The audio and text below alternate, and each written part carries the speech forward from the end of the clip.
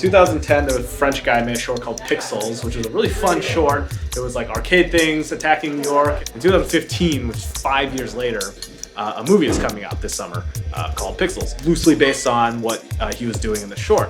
The weird thing is somewhere in between there, we did a version of like, old school versus new school characters and stuff and running around LA and having a little bit of fun with that. It was his idea, 100%. We were very much inspired by that and sort of blended it a little bit with new school stuff. In the meantime, everyone thinks the Pixels movie was Sony stealing our idea, but they didn't. They bought the rights to the idea 5 years ago. So they asked us if we had an idea for a video. We basically spent 2 weeks trying to come up with something that involved people getting pixelated. That was the only idea that we sort of had that we knew we wanted to do.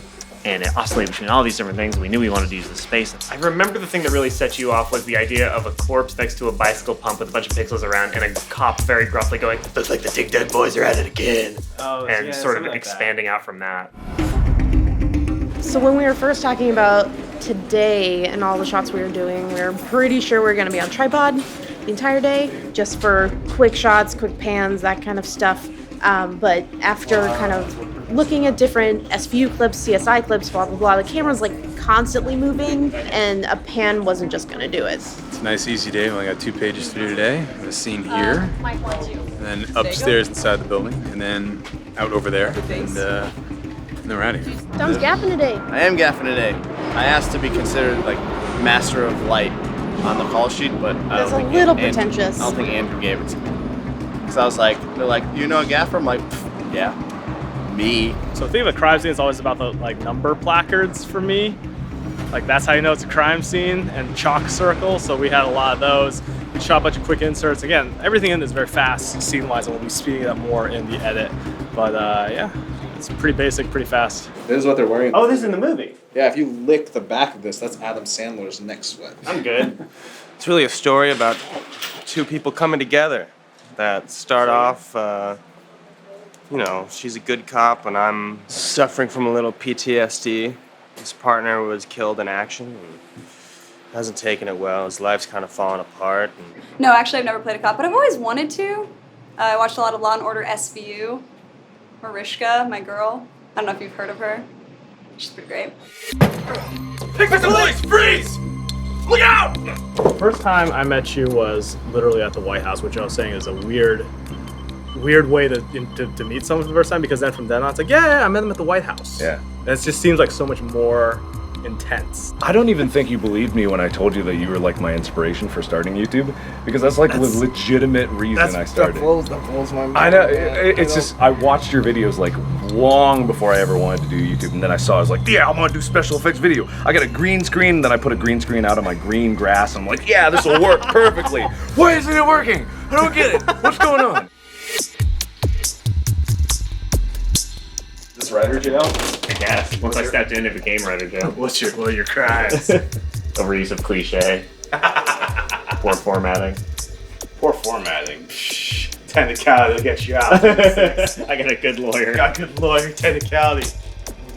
Andrew just told me to hand him my gun and my badge, which is something that only a really badass loose cannon of a cop would ever have to do.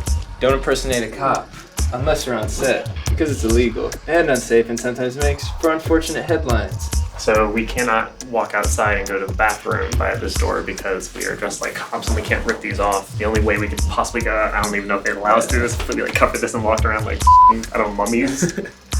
Weird zombie mummy props. Which is maybe more. That's way more disturbing. If I saw a cop coming into like this, I'd be like, this is the last thing I'm listening before I die. I can't help you. So in the first scene we're shooting here, the 2 cops, McElroy and Watkins, meet for the first time, and it's the typical cliche, like, you're loose cannon, so I'm giving you a partner to calm you down kind of thing. You look like a bum. You look like a woman. Cannon! There's been a murder under the 6th Street Bridge. Probably more pixel pushes. Check it out. That's literally it. And then the second scene we're shooting here is Watkins and McElroy have figured out that the commissioner is actually a crooked cop. He'll bring out a big pixel cannon from the actual Pixels movie and then start blasting away at them. There's the level of prop making where you're appropriating other things and gluing them and doing all this stuff together. That's such a leap from that type of prop making to what that must have been. I mean, the only thing I could recognize as something that I'd seen before was the arcade button, which is like such a beautiful attention to detail. Like, this is a game about pixel fighting. It should be a Street Fighter like button to fire the cannon, which is awesome. Action. Our character arcs are complete!